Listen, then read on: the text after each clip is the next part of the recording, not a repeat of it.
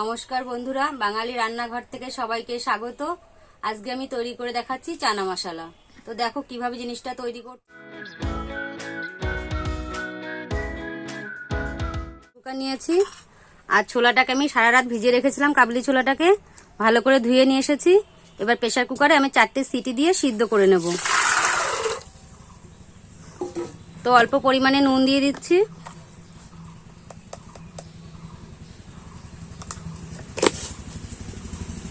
তো কাবলি ছোলাটাকে আমি সিদ্ধ করে নিয়ে ফিরে আসছি। ছোলাটাকে 4টে সিটি দিয়ে সিদ্ধ করে নিয়ে এসেছি। দেখো ঠান্ডা হয়ে গেছে আর কত সুন্দর সিদ্ধ হয়েছে।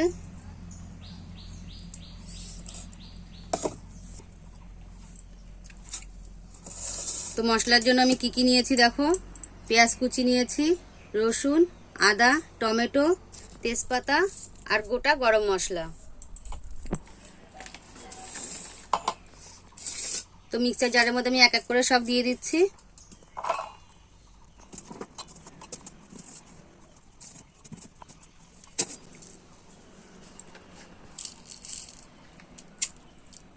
আর কিছুটা গোলমরিচ দিয়ে দিচ্ছি, কেন শুকনো লঙ্কা বেশি দেব না। এগুলোকে আমি পেস্ট করে নিয়ে আসছি। এই যে মশলাটা করে নিয়ে এসেছি। এবার গ্যাস ধরিয়ে কড়াই বসিয়ে দিয়েছি। আমি রান্নাটা সাদা তেল দিয়ে করছি, তোমরা সর্ষের তেল দিয়েও করতে পারো। তো পরিমাণ মতো তেল দিয়ে দিয়েছি। তেলের পরে আমি জিরে দিয়ে দিচ্ছি।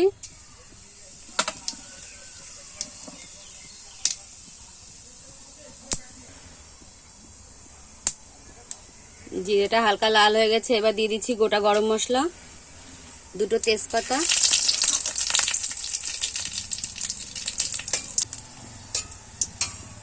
এবার যে মশলাটা করে নিয়ে এসেছিলাম সেই মশলাটা দিয়ে দিচ্ছি।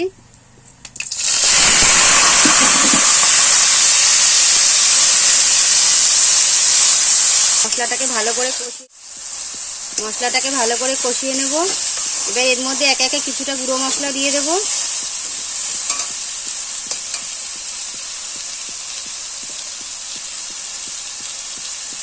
তো এখানে আমি জিরে গুঁড়ো দিয়ে দিচ্ছি,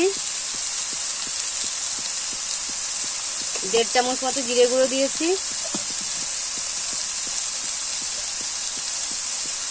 আর 1 চামচ লাল লঙ্কার গুঁড়ো,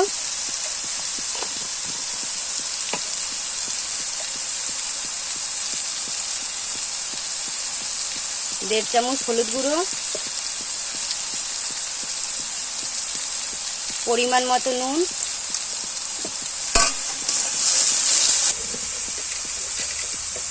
আর দিয়ে দিচ্ছি অল্প পরিমাণে চিনি। তো মশলাগুলোকে ভালো করে কষিয়ে নেব।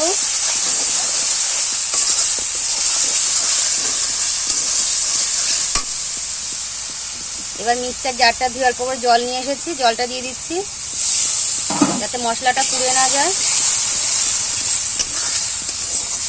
মশলার থেকে তেল ছাড়া পর্যন্ত মশলাটাকে কষিয়ে নেব। মশলা থেকে তেল ছেড়ে দিয়েছে দেখো। মশলাটা আমার কষানো হয়ে গেছে। আর এই পাশে গরম জল বসিয়েছি, তরকারিতে দেওয়ার জন্য গরম জল বসিয়েছি এই পাশে। তো গ্যাসটাকে বন্ধ করে দিচ্ছি, জল গরম হয়ে গেছে। এখানে আমি যে সিদ্ধ করে রেখেছিলাম ছোলাগুলো, কাবলি ছোলা দিয়ে দিচ্ছি।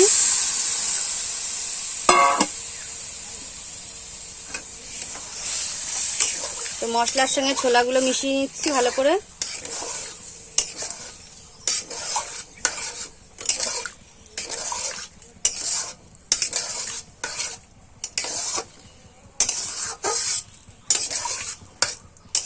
এবার পরিমাণ মতো গরম জল দিয়ে দেব।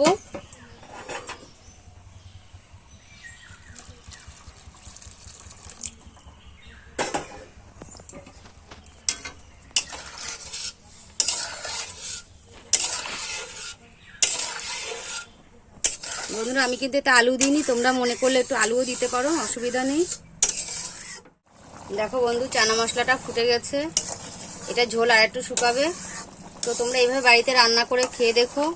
এটা নান, পুরি, পরোটা, লুচি সব কিছুর সঙ্গেই খেতে পারবে, খুবই সুস্বাদু লাগে। ঝোলটা একটু কম হবে, একটু মাখা মাখা মতো হবে।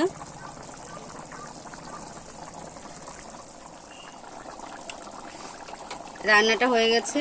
এবার আমি গরম মশলার গুঁড়ো দিয়ে দিচ্ছি। তো বন্ধুরা, রেসিপিটা যদি ভালো লাগে একটা লাইক করে দিও আর কমেন্টে জানিও কেমন হয়েছে। আমি নামিয়ে নিয়ে তোমাদের দেখাচ্ছি।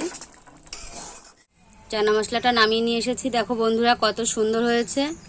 আমার ভিডিওগুলো নতুন বন্ধুরা সাবস্ক্রাইব করে দিও আমার চ্যানেলটিকে, আর পুরনো বন্ধুরা আমার পাশে থেকে আমাকে সাপোর্ট করে যেও।